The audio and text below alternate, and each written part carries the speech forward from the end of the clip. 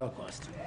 There's actually an important, today's 27th, yesterday's 27th, today is being celebrated as the 75th day of the liberation of Auschwitz by the Russians from the Germans.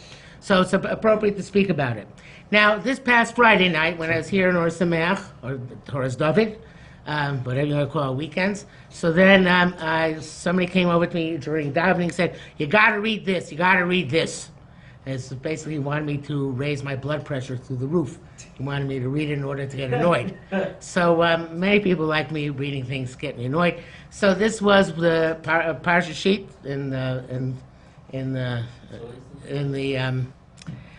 base Martyrs from Rabbi Miller, and it was about the Holocaust. And he wanted me to get upset about one thing, but I got upset about another thing. So that what he wanted me to get upset about, that in this pamphlet, which is probably still hanging on the base Martyrs, you can read about how Jews before World War II in Eastern Europe, Central Europe, Eastern Europe, were not particularly observant. They were assimilating, they were intermarrying, they weren't keeping Shabbos, they had all sorts of heavy, so to speak, transgressions on their head. And this is in fact true. That's not what got me upset. It's in fact true that this was the case. There is a myth, a mythology, which has been built up, which portrays life in Eastern Europe as being one of kedusha, of holiness, of tara, of purity, and it's hogwash. In Eastern Europe, Lithuania, and Poland, and all those countries, Judaism, Orthodox Judaism, was in an intense decline. I will specify. My grandfather, who was a Rav in Switzerland, was in the summer of 1939, just before the war. He visited Warsaw, and he wrote a letter. A letter he wrote, there are 100 Jewish restaurants in Warsaw. In one, you can eat. Whoa. In one, maybe you can eat. In the other 98, you cannot eat. So this, and this was not just true in Warsaw, it was true in Lithuania and other places. One of the last articles I wrote for the periodical of the Agudath Israel of America, the Jewish Observer, was about how in the 1920s, the German Jews had to come and save Lithuania. Why? Because they didn't have a chinuch system, which was working for Lithuanian kids. They were all going off the derech. And the Germans came in and helped establish a school system which was modeled on the system which was in effect in Frankfurt, which was Turim Derech Eretz, a model of Reb Shamshon Hirsch, and it was somewhat successful in stemming the tide. And so there was a big question in Aguda at the time, could they publish this? Because it went against the accepted mythology. Because the accepted mythology is that the German Jews were assimilated and incompetent, and the Lithuanian Jews were holy and Torahic. So they asked, they had to ask a shaila on this.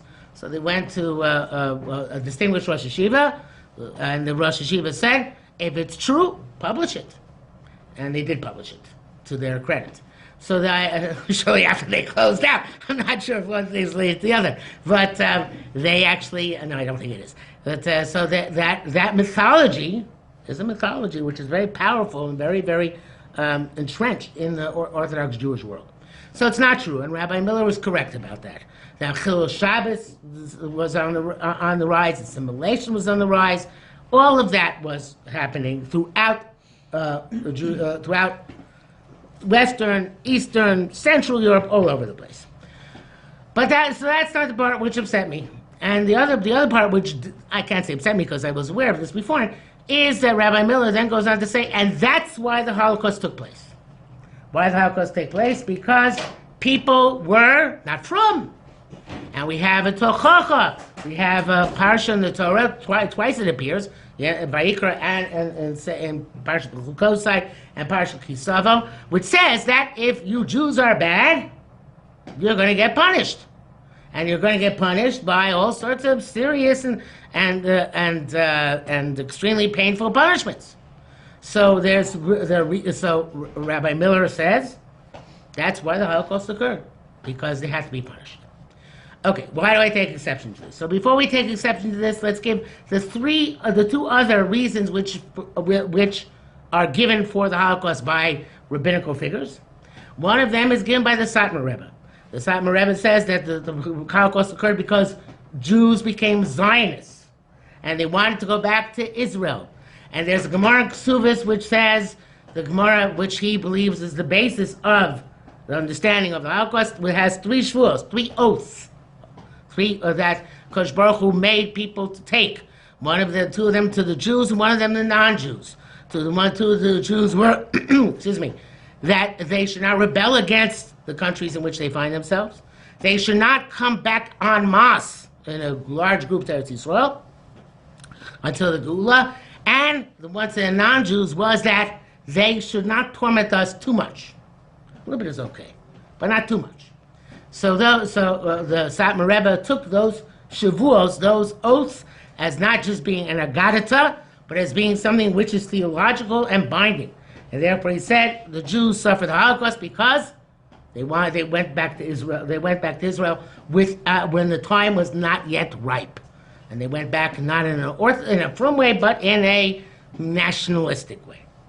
There's an exact opposite perspective, which comes from religious Zionist schools of thought. Religious Zionist schools of thought say that the reason why the Holocaust occurred is because the Jews didn't go back to Eretz Yisrael.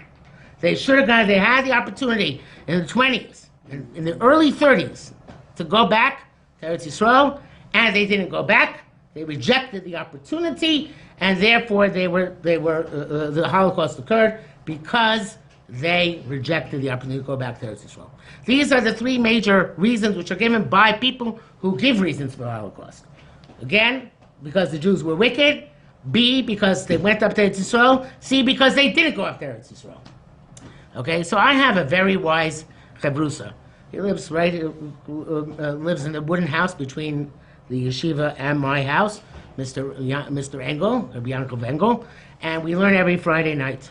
I was discussing this with him, and he said, a very powerful insight. He said, everybody who gives a reason for the Holocaust blames it on something of which they are not guilty.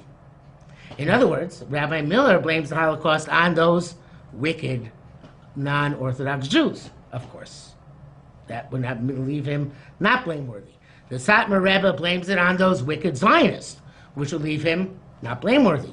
And the religious Zionists blame it on those people who remain chutzlets, which would not try to go to Eretz Yisrael, which would leave them non-blameworthy.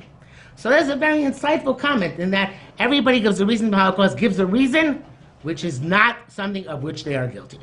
Now, he also gave me a pasuk. Is there a Chumash here, Shmos, from this week's parasha, which he gave a very nice Chassidish shot to, and he's a Chassid, so he's allowed to. In this parsha, there is a pasuk when Paro is Moshe negotiating what they're going to. Okay, finally, just you can go and serve God. He negotiated who's going to go and when they're going to come back. So at one point he says. In Pasuk Perak Yud, Pasuk Chavav, we're going to take all our sheep with us. Because Manach lo neida mana avodas Hashem abo enu shama. We don't know how we're going to serve God until we get there. In other words, you don't know how many sheep we're going to need to sacrifice until we get to the place in the desert where we're going to make those sacrifices. So his Chassidic shot is that we, Jews, Lo Neda, don't know. Mana avodas Hashem. What is our purpose in avodas Hashem? What is the purpose of serving God? Abu Enu Shama, until we reach there, until we reach heaven after 120 years. In other words, we don't know the reasons for things. We don't know the reasons for things that happen to us. We don't know the reasons for a situation we find ourselves in. We don't know the reason why things happen in this world in general. They're only revealed to us when Bo'enu Shama, when we get up to Shamayim. So there are other perspectives on the Holocaust, which are more palatable to me, but I want to digress here for a moment. According to Rabbi Miller and others, he's not alone in this, obviously. Some were able to say the same thing. The people who died in the Holocaust were not necessarily Kedoshim. By dying in the Holocaust, you don't necessarily become a holy person or a martyr. His perspective is, if you were dragged to the gas chambers kicking and screaming, and you were killed because the Germans decided to kill you, and not because you had any Jewish martyrdom in mind, you are not a holy person. He put it last week. There was a there was a daily sheet which comes out. I want you to know, one of the Or Sameach alumni gave me Musar. He said, "Don't speak so much about Rabbi Miller." And I said, "You're right, I won't." But then people shove things at me. So last week he said that you guys have no bit of history for this. He said that he was speaking sometime in the 70s about the Jewish soldiers who died protecting the land of Israel. So he said, some people say they're holy. They're not necessarily holy just because they're killed. He said they're not at the bottom of Gehenna. Maybe they're above Idi Amin. Does anybody here know who Idi Amin was? Yes. Okay, they're above Idi Amin. That was the language you used. But to say What? Idi Amin was the dictator of Uganda. He was one of the more preposterous figures in modern history. He was one of these guys, big fat guys with medals all over his chest, and the delusions of grandeur. So in any event, they're somewhat better than Idi Amin. That's what he said. So there are many people who hold you're not a kadosh. One second, let me say something. But I personally believe that the Ma'aril applies here. The Ma'aril is one of the Rishonim. Ma'aril in the Shubas Simon Tzadik Tes says that anybody who's killed because he is a Jew is a kadosh. Not a Jew who's killed, but a person is killed because he is a Jew, he's a kadosh. Now, what that means in Gan Eden, I don't know exactly, but to be called a kadosh is a very nice thing. So therefore, I disagree with Rabbi Miller about that. Again, he has it's not. I'm just using his name, but there are other people who hold the same thing. Yes. Now questions. Yeah. I'm just gonna say. I mean, even if you go back to my real, even like that would include the victims of the Holocaust, but it wouldn't include IDF soldiers necessarily. Why? They're getting killed by non-Jews because they're Jewish. No, they're being killed because they're fighting a war. There's IDF soldiers that are not Jewish. If you study the history of the Arab and Jewish conflict from the at least the 20s on, then you will see the Jews itbach al Yahud doesn't mean kill the Israelis. It means kill the Jews. Fine, of course, it's not a question, but I'm saying that still it's like there's a difference between a soldier and a civilian. I don't see a difference. Why not? Because the Jewish soldier is a soldier. Like in a war situation, you're fighting against people, right? Yeah. It's like, I'm saying like. There's a reason Muslims are against this, man, and it's all in the Quran. We can talk about Yeah. it. Yes, I don't really buy the view that IDF soldiers and people who died in Auschwitz are going to kind of. I don't know how high up they are in Gan Eden, but I feel like there is some amount of merit. I agree with you. Okay, that's why I'm taking issue with the other perspective. Now, I want to tell you that the other opinions, there are other opinions, which and one of them is Lubavitcher Rebbe. Lubavitcher Rebbe said, the destruction of 6 million Jews in such horrific manner that surpassed all cruelty of all previous generations could not possibly be because of a punishment for sins. Even the Satan himself could not find a sufficient number of sins which would warrant such a genocide. There is absolutely no rationalistic explanation for the Holocaust, except for the fact that it was a divine decree. Why it happened is above human comprehension, but it's definitely not because of punishment for sin. On the contrary, all those who were murdered in the Holocaust are called Kedoshim, holy ones, since they were murdered in sanctification of God's name. Since they were Jews, it is only God who will avenge their blood. As we say on Shabbos in the Varachmi prayer, the holy communities that gave their lives for the sanctification of the divine name and avenged the spilled blood of his servants, as written in Torah Moshe, etc., etc. And then he says, so great is the spiritual level of Kedoshim. This is based on a Gemara, which is about two martyrs, Pappus and Lulinus. Even disregard their standing in mitzvah performance, that the rabbis say about them, no creation can stand in their place. And he goes on in a similar vein. Now, it's important to understand that. What was I about to say?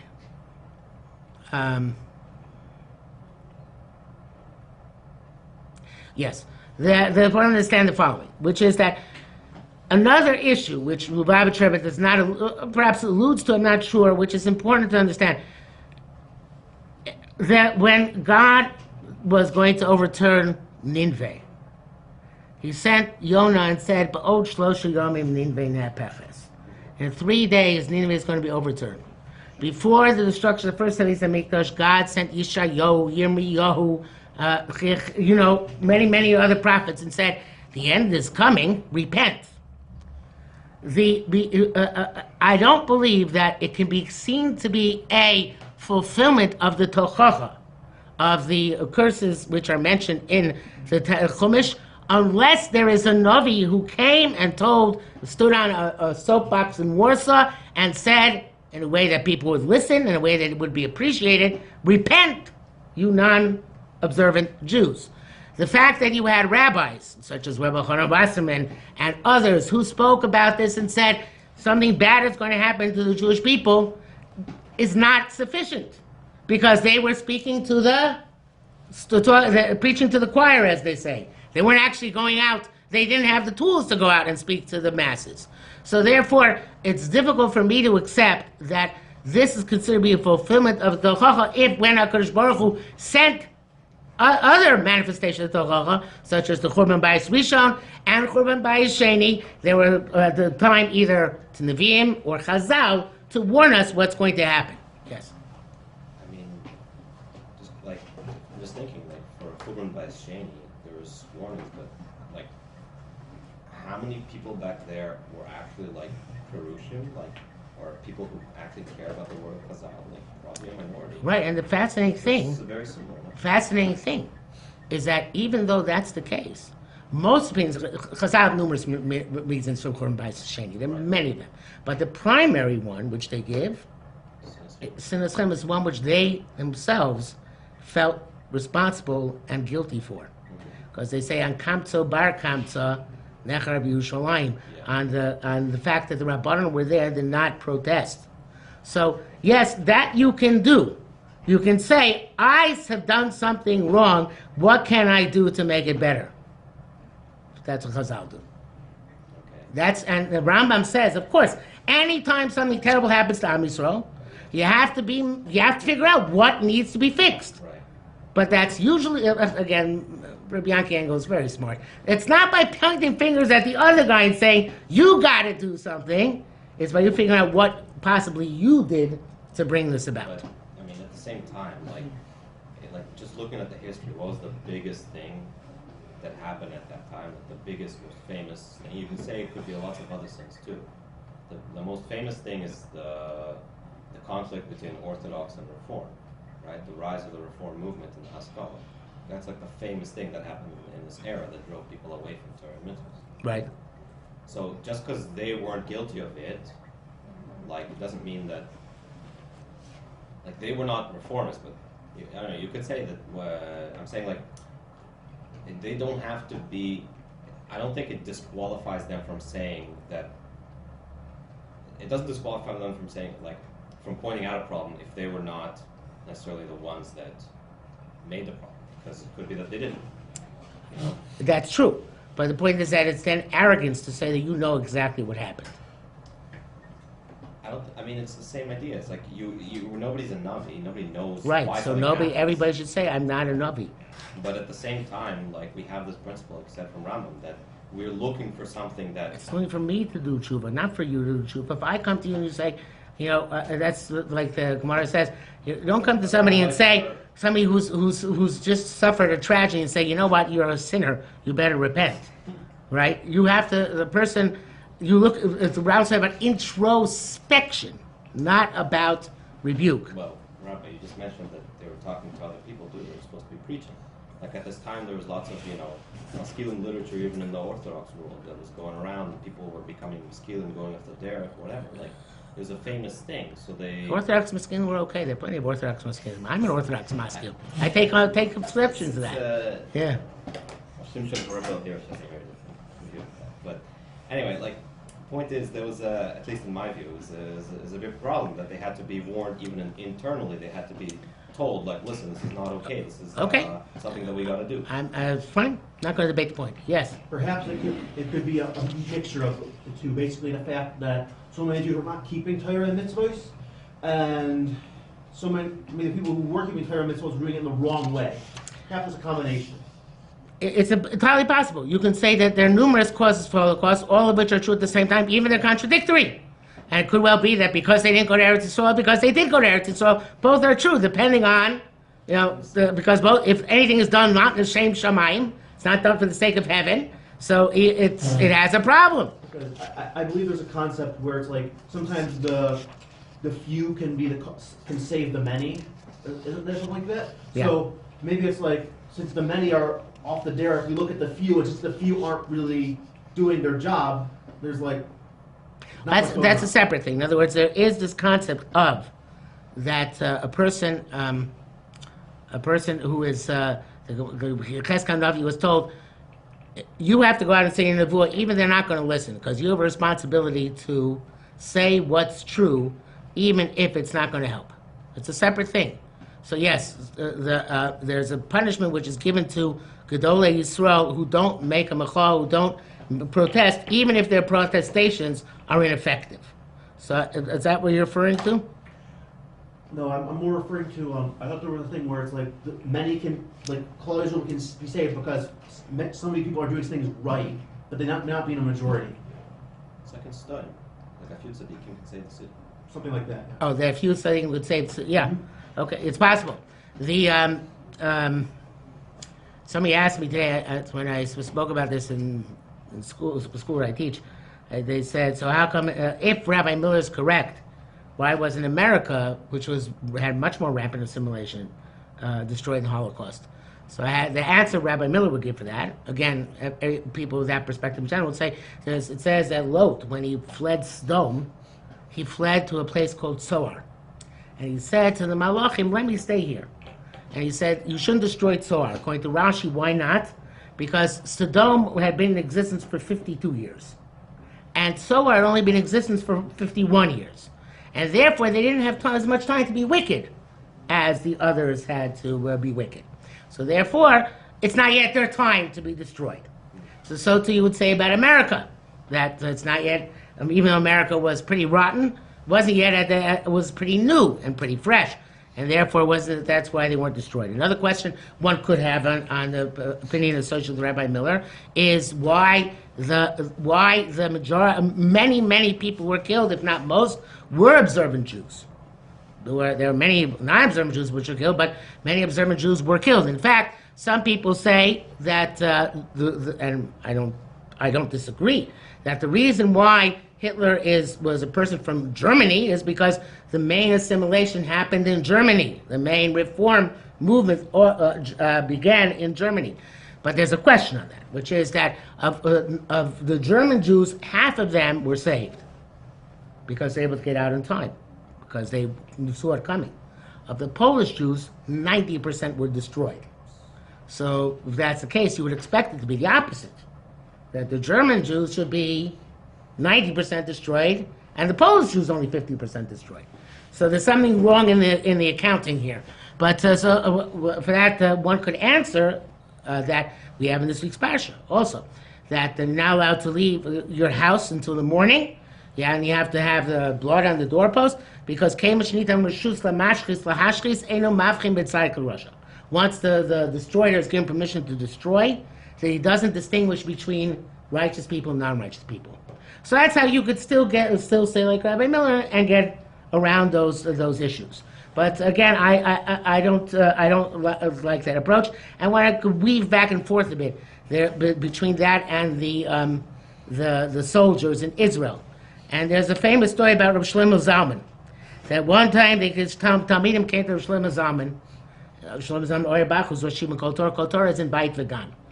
You know where Beit Vegan is? It's near Har Herzl. Har Herzl is where there's a military cemetery where Jews who were killed, soldiers killed in the war, are buried. So they said to they said to Rav Shlomo Zalman, where should we go to daven for Kivrei, when you want to go to Kivrei Tzadikim? By the way, on a tangent, they asked, in this week's parsha from Rav Chaim Kanievsky, they asked Rav Chaim Kanievsky, if somebody needs a shidduch, where should he daven? Should he daven at Meron, or should he daven at Amuka? And Meron is a Shimon Bar Yochai's kever, Amuka is a Yonasan ben Uziah's kever. So Rav Chaim Kanievsky answered, he should daven at Elokai Netzor. Meaning, you don't have to go anywhere, just ask HaKadosh Baruch Hu Shemona Esrei for your shidduch. It's a beautiful Litvish approach. So Rav Shlomo Zalman's story is slightly different. So they asked Rav Shlomo Zalman, should they go, where should they go to Kivrei Tzadikim? So he said, Tzfas, or Tveria, or Amuka. So he said, why do you have to go there? Just go across the street, Har Herzl. Daven by the graves of the soldiers. Those people, those are Kivrei Tzadikim also. So and Rav Chaim Shmuel Levitz, who is a very, very, Rav Shlomo Zalman. Chaim Shmuel Levitz said, let me just find this here, because I didn't print this one out. I hope I still have it. All right.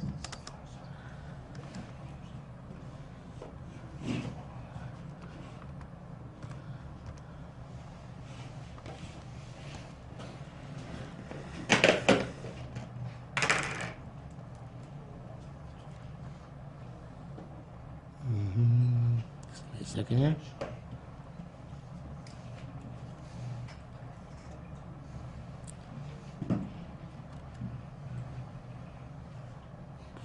I'm not sure I'll be able to get it here. Should be able to get it.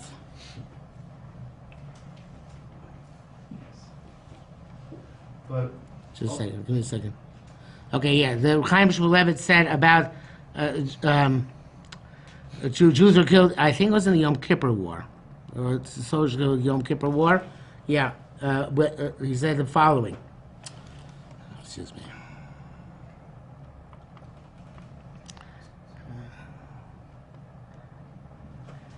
He said, at the end of a shmooze which he gave, he said, actually wrote this down. He said, at the end of a shmooze I gave, I said over two basic principles.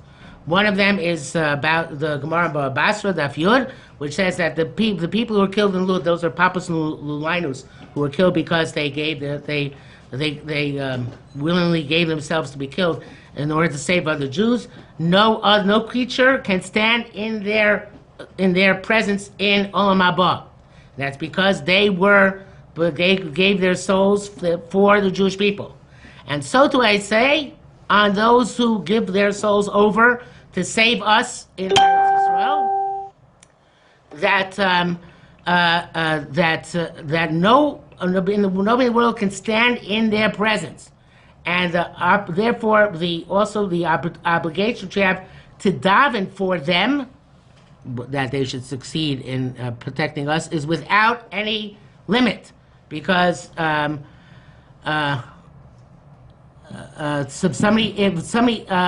somebody opens opening for his friend. I'm not sure where they say this. Somebody opens an opening for his friend. Chazal say that he owes him his life. Certainly, someone who's most nefesh for you, who puts his life on the line.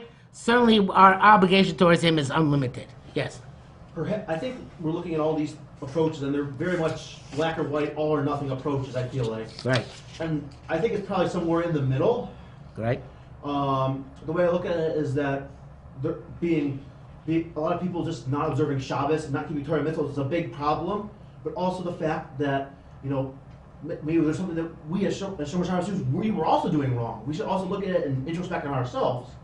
And also, I think with this thing about, people who die in battle fighting for the state of Israel, I think it is definitely, that will get you points in all of Haba, but is it going to get you as many points as dying for the sake of Hashem? I'm not sure. Well, not necessarily. That's what I'm saying. I don't know. Yes. Rav Shach also said that somebody who's killed by the nations of the world because he's Jewish is considered to have died of Kiddush Hashem.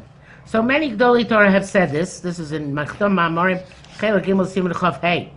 And there are lots of sources to this effect. But there's another point to make, which I want about this. Actually, two more points. One point is that the Piasetzner, Reb Kleinus Kama Shapiro, who was killed in the war, who wrote his last Divrei Torah while he was in the Warsaw Ghetto, and they're very, very, the Sefer Eish Kodesh, they're very, very moving and very, very disturbing Divrei Torah. He says that it's not possible that this is a punishment from Hashem. There's nothing which deserves such a punishment. And I think that is a very important point, because while teaching Holocaust, I actually watch the videos from Yad Vashem. There's nothing in the terms of punishment, he says, which can explain this phenomena. We know nothing really could have done something this bad. So therefore, he says, perhaps there's some element of Kiddush Hashem, which has to do with Am Yisrael giving its life for HaKadosh Baruch Hu, which has to do with resisting evil, which has to do with possible many things, which is the explanation of why this had to happen. But to say it's a punishment, he says, there's nothing which this can be a punishment for. Just a second, I want to make another point, which is, and there's other sources like this, which I'm not going to get into right now, from the Slonim Rebbe and others, the Nesiva Sholem. But the one point to make is that what the point you made before is an important one, and it has to be stressed, which is there's an Orach Chaim HaKadosh. Orach Chaim HaKadosh in Parshas Vayeshev says, why did Reuven throw Yosef into the pit? The pit had snakes and scorpions. So what was going to throw Yosef into the pit? It's not going to save him. So the Orach Chaim HaKadosh has a very, very phenomenally important and very controversial response to that. He says snakes and scorpions can't kill somebody unless they deserve to die. But if I take a gun and I decide to shoot somebody, even if they're not supposed to die at that point, the Gzar Din Shalim was that they're supposed to live for 70 years, 80 years, 120 years. I can shoot them and kill them at any time. Because one person's free will trumps the destiny which is meted out by God. So the question is not why the Holocaust happened. The Holocaust happened because there were very wicked people at their head, Hitler and Himmler and all those people, who made a determination that they're going to kill the Jewish people with their free will. The question you can ask is why Hashem didn't stop it. But that's a different question altogether, because that requires special intervention, and the question why Hashem didn't intervene is much less of a question than why the Holocaust happened. So why the Holocaust happened is because the Germans were Rishoyim. Why Hashem didn't stop it? Maybe for any of these reasons. But that's not why the Holocaust happened. Right? That's some of what you want to... That's very well said. Yes. Yeah. I mean, I was thinking of what you said from the PSS. I mean, like we have in foreign, what's going to happen, mothers eating their children, whatever. Like, This was worse. I understand. But I'm saying it's not Yes. out of the... That's the PSS's point. And he said, he out writes... of the realm of... It's interesting because he writes, in 1941, he writes, well, Am Yisrael suffered massively in the past. And he said, and this is similar, then 1942 or 43, he writes, that could be said in 1941. But now in 1943, I'm clear nothing like this ever befell the Jewish people before. Even, It's something which... even by institution? And by what? Even during by institution? Yeah. That's, This is... Yeah. What was he referring What to? I asked- What was he referring to? all those kind of things that the Germans are doing to the Jews in the world throughout the I'm not saying it, the Piasetzner is saying it. No, Okay? I understand, but you're Yes, quoting him. more than the Tochacha. You Yes. understand a little bit what he's saying? Yes, I do, actually. Good, so I'm Because asking, I just at want... what point could you... There has been Equated to. no massive systematic murder of Jews on this scale, with this amount of suffering preceding it, with this amount of Chilul Hashem occurring, without anybody telling us any reason for it, any time in Jewish history before. In terms of absolute... I think that's quite clear. More than Vice Rishon? He just asked that question. But I don't No, understand. but percentage of the Jewish population, Churban by Rishon by Cheney was more than the Holocaust. Boy, you guys, you guys are very, that's the problem. We can be because we live in such it's incredible. It's 70 years, even less. 10 years could do. We have no concept.